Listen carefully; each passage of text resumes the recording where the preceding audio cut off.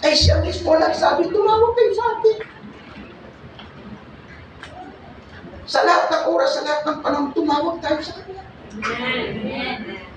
Dahil kung ikaw ay nasa isang sitwasyon, kailangan mo ang proteksyon niya, puprotektahan ka. Kung ikaw ay nasa panahon ng kagipitan, hirap na hirap ka, ipuprovide niya. Dahil siya ang nagbibigay ng proteksyon. Amen. Mayroong proteksyon, mayroong provisyon. Sa daan ng Panginoon, lumakad ang bayang Israel, pagkatawid ng dagat. Nandun na ba sila sa kanilang destinasyon? Wala pa. Dumaan pa sila sa lugar na walang tubig na maiinom. Yan. Chapter 15 yan, ng aklat ng Exodus.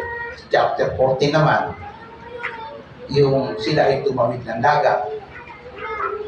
Pagdating ng chapter 15, nakarating sila sa lugar na kung tawagin ay Mara.